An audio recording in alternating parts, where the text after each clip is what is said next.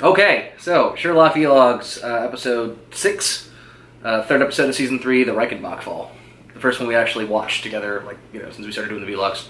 There's a lot of shit that happened. Mm-hmm. It's a 90-minute episode. Before we get into it, I realized watching it, there's two things I forgot to mention from previous vlogs. One is during the scandal in Belgravia, where they're trying to get the lady's phone and it's Sherlock and all that stuff. At one point, Sherlock's left it in the care of Mrs. Hudson, and a dude comes in and beats her up. And then Sherlock is left alone with the guy who beat her up.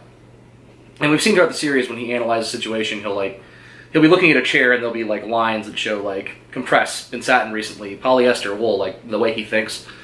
When he's sitting in front of the man who beat up his landlady, he looks at the dude and it starts saying cranial, break that arm, break this bone, and Sherlock kicks the shit out of a guy because they went after his landlady. The other thing is at the end of Hound of the Baskervilles, which I forgot because I haven't watched it in a long time, it was lame. At the very end of that episode, we see Moriarty being released from a cell. At the very end of that episode, Mycroft is walking down some weird, creepy prison dungeon thing, opens a room, Moriarty's in there, releases Moriarty, and on the walls is just Sherlock written over and over and over again. I forgot about that. So, now we're to this episode, the Reichenbach Fall. Named because the case that really made him famous was the Reichenbach case, a painting that he discovered. So the Reichenbach Fall is, the fall of the man, the Reichenbach guy. They call him the Reichenbach hero in the press, so this is the fall of him. Also, it's a reference, I'm pretty sure, to an actual Sherlock Holmes story with an actual waterfall, which they show in Abominable Bride. Remember, there's a moment with old-timey Sherlock and old-timey Moriarty standing at an actual waterfall? We'll get there. Anyway, so this is the episode where Moriarty enacts his master plan in order to destroy Sherlock Holmes. He's gonna destroy him how everyone destroyed Regina George and Mean Girls, but way worse. Or the girl from that documentary that's on Netflix. Did you watch that? What documentary? Amanda Knox, that's what it's called. Amanda Knox. Watch it, it's on Netflix. It's a documentary about a girl who went to college in Italy, and her roommate was murdered in a really brutal way. And she was in Italy in prison for 5 years because the press was like, who is this American girl with her boyfriend? And they just figured it had to be her. She had to be the killer.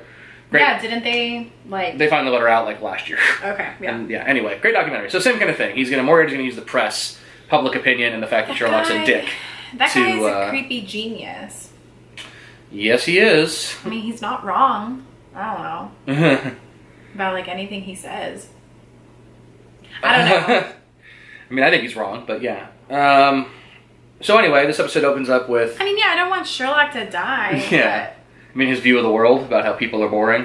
It's not that I relate with. Everything he's doing he's using what everyone already thinks about Sherlock to his advantage against Sherlock. So he's not...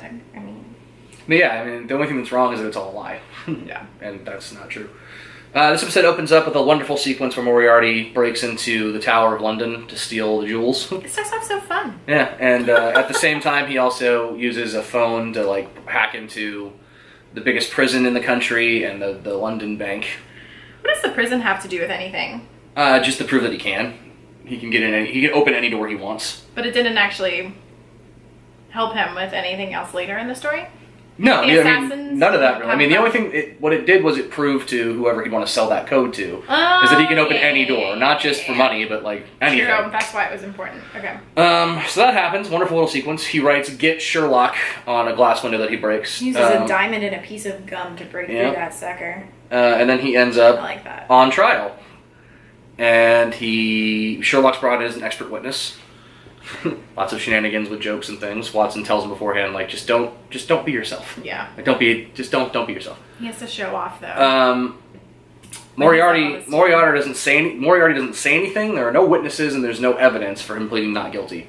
And still, the jury finds him not guilty. Then he goes to visit Sherlock, and we have that lovely scene where Moriarty's like, every fairy tale needs a good old-fashioned villain.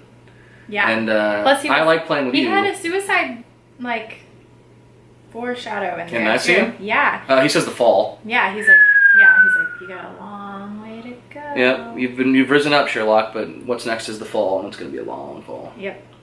And he says he likes playing with Sherlock because ordinary people are so boring. You've got John. I should really get a live-in normal person, just making fun of their relationship. John visits Mycroft at some weird British men's club where you can't talk. And it turns out a bunch of assassins have moved in on 221B Baker Street. There's a very telling line where Mycroft, John's like, what are you doing? Like, why don't you Baker just... Street. Yeah, why don't you just go tell Sherlock if there's people after him? And Mycroft's like, I can't. It's my brother, I can't do that. So John says, so you want me to watch out for your brother because you can't. Yeah. Everybody loves Sherlock. Then... Have a weird way of showing it. A couple of kids get kidnapped. That's kind of the central... So does he. Yeah, of course. Anyways. That's kind of the central case for the episode is 2 kids are kidnapped, which I think gives you the creeps. It does give me the creeps. I mean, children are kidnapped. Like, that's freaky enough as it is. And so what happens is, like, there's like a shoe print, right? Mm-hmm. And so Sherlock takes part of that and he analyzes it and finds out that there's like chemical in that that's also in chocolate. Correct. And then finds that they're at a factory, like an abandoned factory, and the kids are just chowing down on chocolate, which, by the way, I don't think children, if left alone in a factory, would just chow down on chocolate. We don't know how many days it's been. Like, for the idea, I think the idea is they haven't eaten anything. Okay, like, that's all there is. Days. Like, that's the only food they have. It wasn't like the first day that it... Yeah, it was like they're starving. Okay, gotcha. And the chocolate's been laced with mercury. Ugh. And Sherlock has a great moment where he says, laced with mercury, so the more they eat, the sicker they get, and he doesn't have to be here for them to die. So wait, the hungrier they get, the more they eat, the faster they die. Cool. And John's like, don't be excited about dead children, John, or Sherlock. But yet it is so brilliant, right? Yeah, so that's the central case that's kind of going on. Breadcrumbs and Grimm's fairy tale illusions and all kinds of things go on. Sherlock solves the case in his perfect Sherlock way. And Sergeant, what's her name? The sergeant who doesn't like Sherlock is like, this is bullshit. There's no way that he figured this out. Plus the little girl, when she sees Sherlock, screams her head off as if he was her kidnapper. So they're going to go and arrest him under suspicion of kidnapping. And I mean, she's been saying that the entire series, where she's just like, he knows how to solve every crime, which means he must be doing it. So he was just playing. She says in the first episode, one day he's going to get bored solving crimes. He's going to have to create some of his own. Yeah. Which, of course, he didn't do, but that's what she's convinced herself. When they're solving that case, when he's in the lab analyzing the footprint and looking for dirt and chalk and all kinds of stuff, Molly is there, and she sees him kind of like looking into a microscope, and Molly says, you remind me of your dad. My dad, sorry. You remind me of my dad. And he's like, shut up, I'm just trying to work. And she says, well, he was sick. And he was always bright and, making jokes around us, trying to put on a brave face. But when no one was watching, when he thought no one was watching, he looked really sad. And you look sad when you don't think Watson is looking at you. And that's another big foreshadowing moment about, like, Sherlock thinks that something bad is going to happen. Yeah. For sure. I mean, he must have figured all of that out beforehand. I don't think it finally clicked into place for him until they're up on the roof. But, like, clearly Moriarty's plan is for him to be not around anymore. Yeah. I don't think it all clicked into place until the very end. I don't know. So after they solve the case, Sherlock gets in a cab.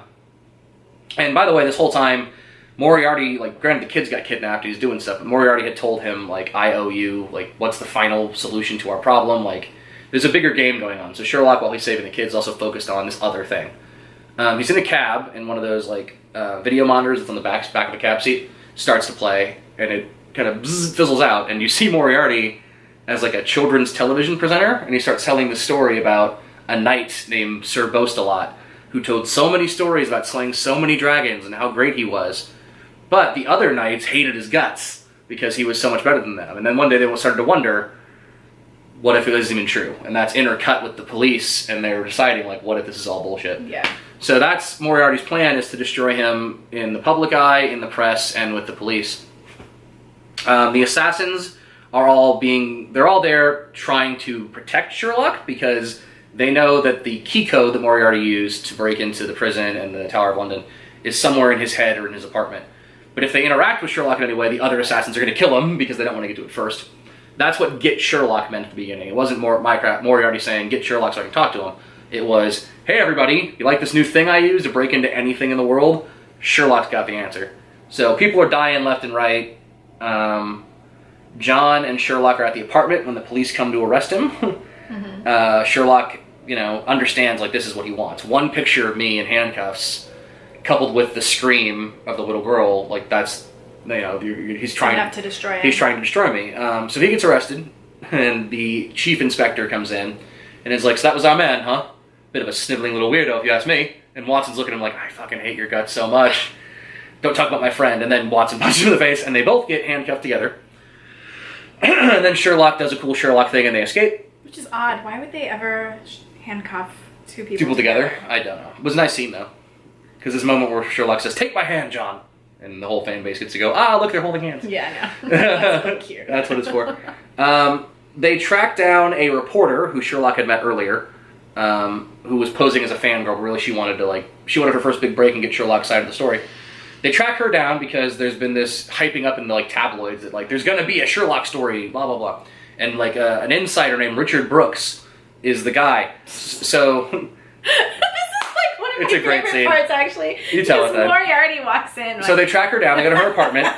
They go to the journalist's apartment, and they're like, "Who's your source?" And like all of a sudden, Moriarty walks in. He's wearing the most. Hey, baby, I got the coffee, but he's wearing the most hipster clothes I've ever and his hair seen. is just like Moriarty's wearing like a deep V red T-shirt and like he looks a lot like Charlie. really, really low jeans and like flip flops, probably. Just like typical. I don't know. And he's convinced this lady that Not Moriarty. Yeah, he's convinced this lady that he is a guy named Richard Brooks or Rich Brooks, Rich Brook, I should say. That Moriarty is not real at all, that it's a fake identity that Sherlock invented, and Sherlock paid this TV actor to do all this stuff in order to make sure look better. And people are falling for it because Moriarty is in the process of telling her this big lie that Sherlock is full of shit and that Moriarty's made up. He also told her every true fact about Sherlock's life because Mycroft had captured Moriarty, that's what we saw in the end of the last episode, trying to figure out what this code is, this key code. This key that can open any door that's anything in the world. The only thing that Moriarty wanted was stories about Sherlock.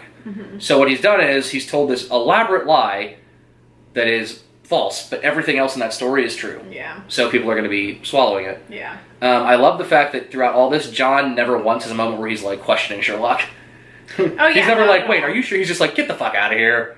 Like there's a moment where like the lady says like, this is Richard Brooks. It's all a lie. Ask him. And John's like, this is Moriarty! What are you like, kidding you me? strapped bombs to me. Yeah, you tried to blow me up. And then Moriarty's perfect. He's like, please don't. Yeah, don't hurt me. You're a good man, John. I promise. God. Great. I fucking love the actor who plays Moriarty. He's excellent. Yeah.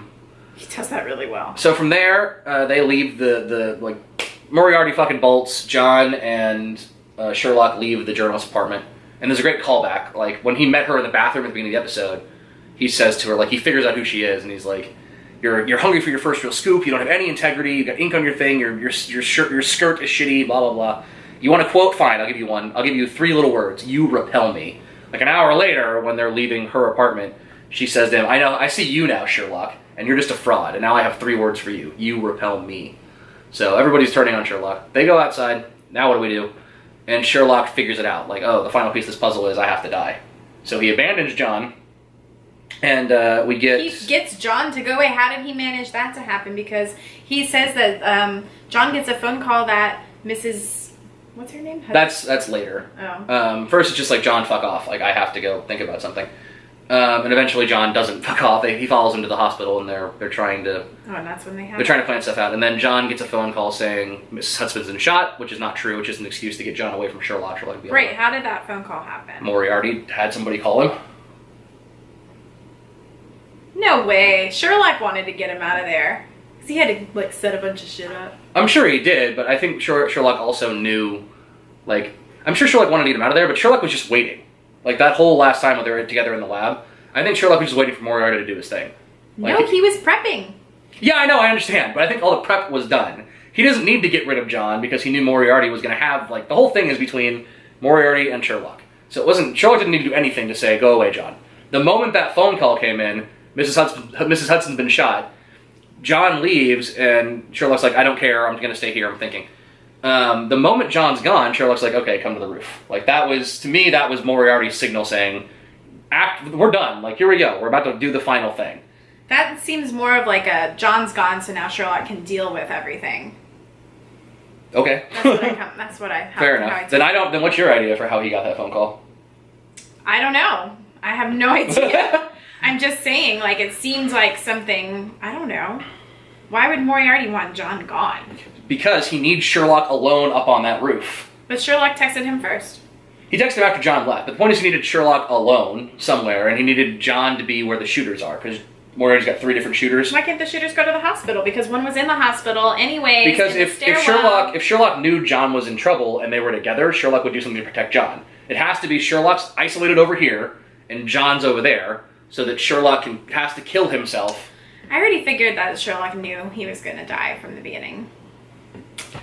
Speaking of foreshadowing, in that same conversation about I see you the same way I see my dad, when Molly says to him, you look like my dad looks, you look sad. Sherlock says, what do you mean? Like, you see me? And she goes, I don't count. And Sherlock has this weird look, like, I don't count, you don't give a shit about me. So anyway, at the very end, when Sherlock needs help, he goes to her and says, you were right, Molly. You don't count, except you do. You do matter to me, you've always mattered to me. But the thing is, Moriarty never considered her. So at the end, there's a gun on Lestrade, there's a gun on Watson, and there's a gun on Mrs. Hudson. Molly is able to do whatever she does behind the scenes to enact the final moment of this episode, which is that Sherlock isn't really dead.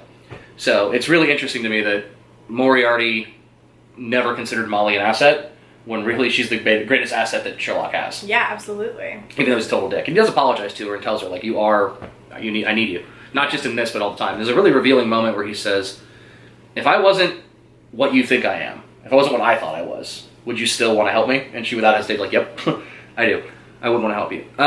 So we all go up to the roof, and Sherlock and Moriarty have their final confrontation, which is really funny and really fucked up and really demented. Moriarty looks so sad. Does he? I think so. At the beginning of that conversation, he's just like, ugh. My whole life, like, he's like, what is the final solution? What's the solution? Survival. You just gotta keep on living. Like, life is just fucking... I feel like he went into that, right? Because they always have a plan, right? I don't know. For me, I think it's less... in that moment, I think it's less about a plan and more about they're so smart they're going to be able to instinctually react at each new thing. I don't think either one knew what each other had planned. I don't think so. I feel like he knew. Who's he? Moriarty. I feel like Moriarty knew. Knew what? That he was going to have to kill himself. I don't think so. I think that moment where he realizes it is really powerful. But he's, Moriarty's bored with life. That's his whole life has been trying to find distractions. Exactly. And Sherlock has been the greatest distraction. Right. And since he was able to beat him so fast, he's just like, ugh, life's boring now anyway. Right, so since he knew away. that Sherlock was going to have to kill himself, he was like, well, what's the point? I mean, I guess that's certainly another layer to it. To me, I think Moriarty only killed himself because Sherlock realized as long as Moriarty's... He even says it, like, as long as I'm alive, Sherlock, that means you can save your friends. So the only way for me to ensure that you jump off this fucking roof is for me to blow my brains out. Maybe. I feel like Sherlock made him kill himself. He did. I don't think that's what Sherlock intended. And not at all. I feel like it is. No, he wanted to keep Moriarty alive so they could get the people off the fuck. He wanted to get the guns full. No, because he was like, just remember that I'm an angel, or something. I'm on the side of the angels, but don't think for a second that I am one of them. Exactly. Yeah. He's evil. Well, he's not evil. He's just willing to do what other people want, which is... Make someone kill themselves. No. In that situation, it's, I'm willing to torture you until you fucking give the code to pull the guns back off of my friends. Because what's going on is, Moriarty says, there are 3 different shooters. One pointed at your landlady, one pointed at your best friend, one pointed at the cop. They're going to kill those people unless you jump off the roof. Unless you jump, they're going to kill those people. Yeah. And Moriarty says, who's going to call them back? I certainly won't. And then Sherlock realizes, like, oh, wait a minute, that means you could call them back. Which means, as long as I have you, I don't need to kill myself. And Moriarty says, like, are you kidding me? I'm not going to tell you anything. Your brother had me captured for weeks, and I didn't tell them anything. And he says, I'm not my brother. I will do whatever it takes to make sure that my friends don't die. And that's when Moriarty realized, like, oh my god, you are not ordinary. You're fucking crazy like I am. And he literally says, as long as I'm alive, you can save your friends. Well, good luck with that. And blows his fucking brains out. Yeah. But again, that's just what they showed us. The fact that you're thinking on all these other levels just proves how good the show is. Yeah. I've seen this show enough times, and particularly the next episode. I mean, obviously, Sherlock isn't dead. I've seen both episodes enough time and dove around the internet for long enough and seen so many fan theories. I'm like, fuck it. What they showed us is what they intended. That's where I'm at as a viewer for this episode. I'm like, nope, fuck it. I'm good. Like, I don't think either of them had ulterior motives. I think they both kept surprising each other in that final scene. Because that's the whole point of their relationship, is that they're really the only 2 people who can match intellects. But they would never have gone into that situation without a plan. Sherlock had a plan. Sherlock totally had a plan. I think they say in the next episode Sherlock had like 15 different plans in case. But like the actual way it was going to go, I don't think so. And I think that Moriarty's plan was for him to like, what happened? Essentially, is what was more, like Moriarty didn't give a shit about anything other than Sherlock jumping off that roof. Yeah. That's all he wanted. Beyond that, I think the fact that he like, because you see him, he's so overjoyed and like, oh my god, you are evil. Like, I think to me anyway, that's the way I take it. Well, then they should have changed the whole ending and just been like, Moriarty and Sherlock are friends. Alternate universe. And lovers. That's definitely on the internet. I'm okay with. I picked that over They can't. John and Sherlock. They can't be Like, friends. Moriarty He's and fucking Sherlock. evil. Yeah, no, I want to ship Moriarty and Sherlock. What is it with you in abusive relationships? Why do you want Sherlock to be with someone who's going to take all the worst aspects of personality and make them worse? That's all I've ever known. Let's not go there. Yeah, you brought it up. Fair enough. I meant in pop culture and stuff. But there's a moment, we were watching it at the beginning of this episode where Molly's just like, hey Sherlock, blah, blah, blah, like, you know, just being very timid. And you were like, Molly, girl, you and I need to talk. Seriously. So anyway, the finale of the episode is Sherlock. Moriarty killed himself. Or, well, presumably anyway. I don't feel like he's dead, but I don't know. Moriarty shoots himself. Sherlock's alone on the roof. He knows the only way to save his friend is if he jumps off the balcony, or if the shooters see him jump. And then John shows up, and they have this conversation where it's just, what are you doing up there? And Sherlock tries to tell him, like, everything was a lie. Everything I ever told you was a lie. It was all a trick. And John will not fucking accept it. Like, no, I don't know what's going on, but, like, you are not that person.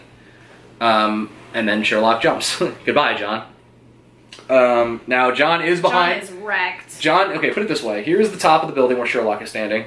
There's like a parking garage here, and John is on the other side of it. So John can only see from this far up on the building. He can't see the sidewalk where Sherlock And like hit. this bicyclist guy comes in. A cyclist knocks him down. Yeah. So clearly something happened. It buys Sherlock some more time. Yeah. So Sherlock jumps. This episode begins with John and his therapist, which I forgot to mention way back in the first vlog. We knew that. John had a therapist, and her recommendation was start a blog, try and work through your PTSD. He stopped going to the therapist the moment he started hanging out with Sherlock. Yeah. Because he finally had an outlet for all of his like weird post-traumatic stress issues. This episode opens up with him at his therapist, and she's like, "It's been 18 months. Mm-hmm. What are you doing here?" And he's like, "Do you not read the papers? Mm-hmm. My best friend has died." And then we smash cut into the episode. So after Sherlock is dead, we come back to that moment where he's in his therapist. Then we go to the funeral, and it's just Mrs. Hudson and Sherlock. Mycroft's not there, presumably because he feels guilty for giving Moriarty all the information, but also because Moriarty, like, Mycroft knows Sherlock's alive. He looks hella guilty. Yeah, but he also knows Sherlock's alive. He's probably just like, shit, what am I going to say to him in 2 years when he comes out of hiding? Or whatever, yeah. So it's just Mrs. Hudson and John. Mrs. Hudson goes in a little mini monologue that's pretty funny about, like, oh, he was so frustrating with his equipment and yelling at all hours and shooting guns in my walls and leaving body parts in my fridge. The best part was when John was like, I feel angry, and Mrs. Hudson was like, don't worry, hon, he makes everyone feel that way. Yeah. So she's like, I'll give you a moment alone, and then Watson has the best monologue. God, I love... Martin Freeman is such a good actor. I love him so much. For any of you people on YouTube who like Cinema Sins, he did, the guy who does Cinema Sins did all the Hobbit movies, and at the end of the third one, he was like, you know what? You know who almost saves this fucking mess? Martin Freeman. He is always there. He's always connected. I always feel for him. 5 sins removed from Martin Freeman being an amazing actor. Same thing here. His monologue to the dead Sherlock is just, it's so heartbreaking and touching, and like, it's such a clear indication of like he says it, like, I had nothing, and then I met you and my life got better. And he says, like, just one, he starts to leave, like, one more miracle, please, Sherlock, just one more for me. Stop being dead. Like, stop it. Like, please stop doing this. And then the camera pans over, and there's Sherlock doing a Tom Huck. He's alive. A Tom and Huck thing, you know, not Dickens, Samuel Clemens. What's his name? What? Who wrote Huck Finn? Who wrote Huck Finn? Mark Twain. Mark Twain. His real name is Samuel Clemens. So yeah, Sherlock's doing a Mark Twain thing. He's there to watch his own funeral, just like Tom and Huck did. Anyway, so that's our big cliffhanger. Moriarty's dead, and we'll never see him again. Sad face. Or will we? I love this episode quite a bit. This was a big deal for. I mean, obviously the cliffhanger at the end of season 1 was pretty intense. How are they going to get out of it? But you knew they were going to get out of it. This one is, how did Sherlock survive? Yeah. And again, there were like 3 years in between series. Lots of time to think about crazy theories. The fan base went absolutely insane on the internet, and that's why I started doing my whole Tumblr thing on Facebook, because there were so many funny, like, what are we doing? How do we live with it? How do we keep moving? And when it comes back for season 3, it's literally like 3 episodes. So 3 weeks later, and it's another 4 years of of waiting. Luckily for us, we have it all on Netflix, so we'll be back with episode 1 of season 3, The Empty Hearse, next time. My favorite episode. Her favorite episode, and that's good. I mean, she can talk more because I feel like I've been running over a little bit. Do you You're have better at plot synopsis? Yeah, plot synopsis is done. What are your thoughts, feelings on season 2 and that whole episode, that arc? That whole episode. I could feel you being very tense the whole time. It was really tense because I knew what was going to happen the entire time. So I kept looking in for okay, how do we know? Does he know if he's going to die yet? Which is why I was mentioning all that stuff earlier. When did Sherlock know? How is he solving this riddle? And so I was just trying to be one step ahead of him, which is fucking impossible. Yeah. But, that's the thing about fictional geniuses. I don't like Moriarty, but I love him at the same time. Yeah, he's a great villain. And good old-fashioned villain. Yeah, I really love John and Sherlock's romance. Me too. They're such a couple. But I like it better for the crime-solving aspects. Yeah. Which I guess there was that one big one this time around with the kids. Yeah, I don't like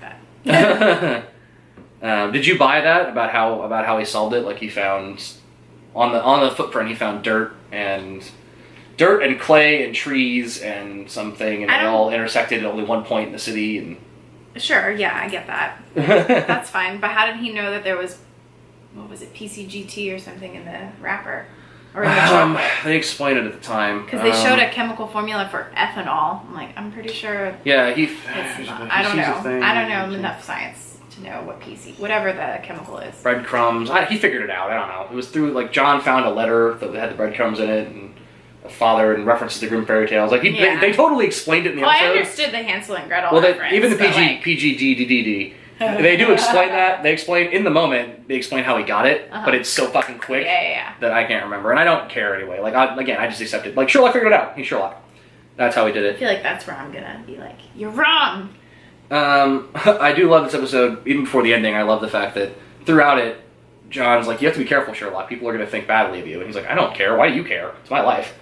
And John's I don't want people thinking of you, because he just can't say you're my best friend, and I don't want people shitting on you. So, it's pretty awesome stuff. I love that Molly is, the most important part of this episode, kind of. And even more so in the next one, I guess. We'll get into it next time about whether or not, which theory of how he survived is the one that's most plausible. Or if it is plausible at all. One more series left, and then The Abominable Bride, and then we'll be caught up on the new stuff, which is in 3 days. So, that's it. Hooray! See you next time with The Empty Hearse.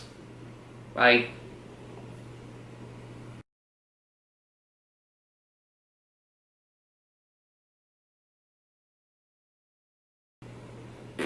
Meow. Meow. I don't know which one. The one that says wreck. What? Tom. Red with a black. Wreck 'em wrong. Red circle, top. There's one that says movie.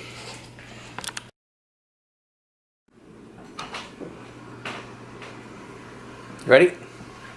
Let's do it quick. I know you're tired. You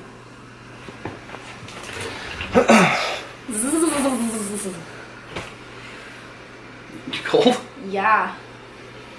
Let me get a security blanket. Shock blanket. So, I'll wait for you. Never mind. When she sits back down.